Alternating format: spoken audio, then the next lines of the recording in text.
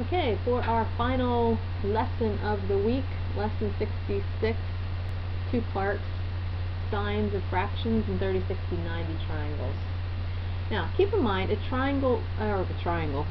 fraction really has three signs. It has, you could either write 3/4 as, this would be negative 3/4, as negative positive 3 over positive 4, or you could write positive negative 3 over positive 4. Second.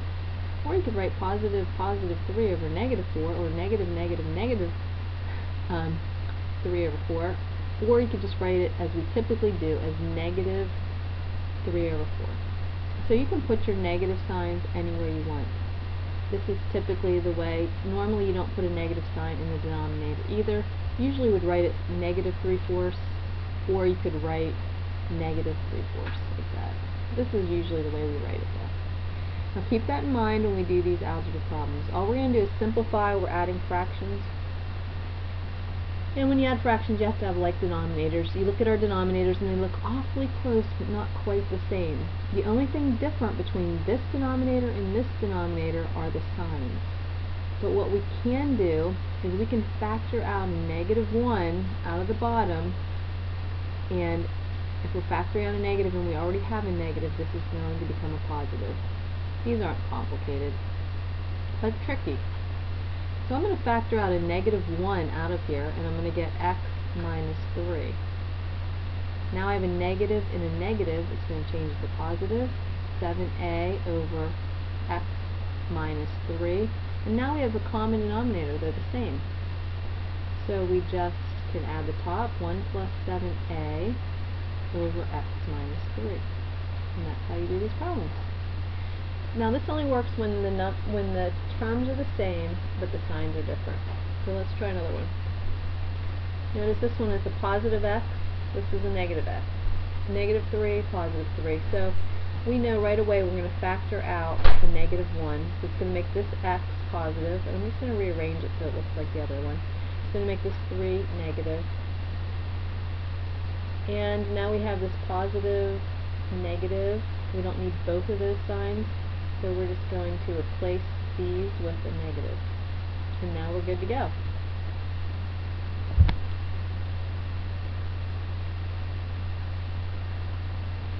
Alright, hold on a second, I have a text message. You get to. Alright, so let's find the common denominator. Now we know it's x minus 3. And if the denominator is the same, we can just add the top. So we're going to get 4x plus 5. Now here's something really tricky you have to watch out for. See that negative? Everyone's going to do this. The whole way up through advanced math, everyone does this. They only put the negative on the 2. But really, it needs to be distributed. So it's going to be negative 2x plus 3. Let me go back to white. It's a little obnoxious. Make sure you distribute this negative sign. Don't just make the 2x negative.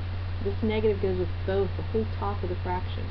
So then we're going to get 2x plus 8 over x minus 3. And you can factor out a 2 on that one, but it doesn't make any difference because you can't cross it out. So why don't you try this problem and pause the video and then start it up when you're done.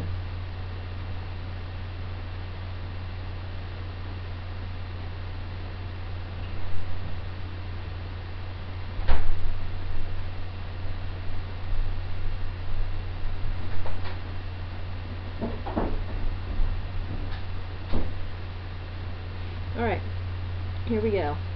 We're going to factor out, you notice that everything's the same except the signs. Factor out a -1, so you get x plus 3. Two signs are existing together, which is illegal, just make it a plus. Common denominator is x plus 3. There's an x plus 3 and x plus 3. So you just take it on the top, 1 minus, here we go, two signs existing together, that would just be a minus. So 1 minus 7a is your final answer. Okay, moving on. Two parts, unrelated in this lesson. We have signs of fractions in 30, 60, 90 triangles, so let's move on to our 30, 60, 90 triangles. Hold on, I have to say something to my son, and I can't stop my video. Forget it, he didn't come up. Okay, 30, 60, 90 triangles. Here we go. Talon, Karis, can you tell Dad Talon needs to be picked up? Out in the garage. Okay, sorry for that interruption. Okay, 30, 60, 90 triangles are very special triangles that we're also going to do 45, 45, 90 triangles, and we have to memorize a little bit with these, but it's not too bad. If you have a 30, 60, 90 degree triangle, I'm in the middle of a video, but can you pick Talon up? Yeah, I know. Alright, very disrupted video, sorry about that. Okay, 30, 60, 90 degree triangle. The side opposite, the ratio of the sides are always going to be the same for any size triangle. No matter what size the triangle is, the ratio between the sides are going to be proportional. So the side opposite the 30 degree side is, if it's 1, then the side opposite the 60 degree side, and I have these in the wrong spots. Maybe I should just start this video over. Hold on a second. This one is always 2, and this is the square root of 3. So this is square root of 3.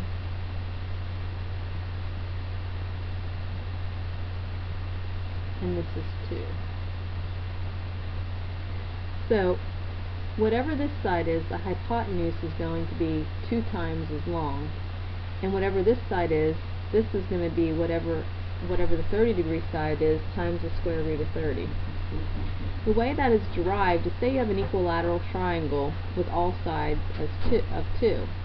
If we drew a perpendicular bisector down the center of it, it would divide the bottom into 2 parts, which would each be 1. And then we use the Pythagorean theorem, so this would be our 30, because we're dividing it in half. And this would be our 60. So if we did the Pythagorean theorem, this would be the square root of 3. And that's how you get these. Okay, so let's use this fact that the ratio of all the sides of a 30, 60, 90 degree triangle is going to be the same no matter how big the triangle is. We're going to do some ratios here.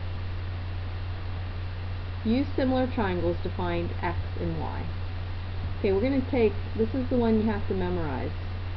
The one opposite the 30 degrees is 1, the one opposite the 60 degrees is 2, and the one opposite the 90 is the square root of 3. You can always derive it by making yourself an equilateral triangle with all the sides 2. Whoops, I think I did that wrong.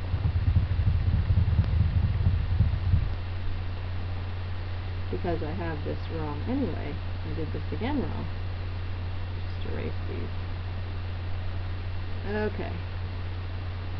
I've done so many videos today that I'm not going to start this one over again. This is 2, this is the square root of 3. And then you can see if we did our triangle like this, that this would be another 1, this would be 2, and then you just use the Pythagorean theorem to get the third side. Okay, so we have our 2 triangles. This is the one we want to know what x and y are. Obviously you could use trig to figure this out. You could do the sine of 60 equals x over 5. But if you don't have a calculator, this is how you're going to do it. You set proportions to the little triangle.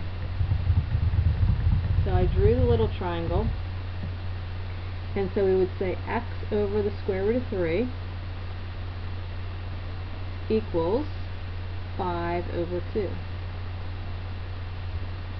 Like that. We cross multiply, we get 2x equals 5 square root of 3. X equals 5 square root of 3 over 2. So this is this is a smaller triangle. These are similar triangles, and if triangles are similar, then we know that their proportions are the same. And all we have to do is get y. So we do the same thing. Y over 1 equals 5 over 2. Cross multiply, 2y equals 5. Y equals 5 over 2. And that's all there is to this. I don't think those are very hard, but it might be. Okay, you try this one, pause the video, and then turn it back on and see if you got it right.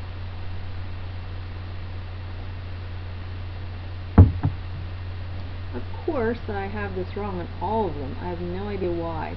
I perfectly know these well. Okay, this is 2 square root of 3. Remember, the sides of your equilateral triangle are 2. This is half of the side of an equilateral triangle, and this is done by the Pythagorean theorem. So let's do 7 over 2, hypotenuse over hypotenuse equals x over the square root of 3. Similar triangles have their sides are proportional. So we get 7 square root of 3 equals 2x.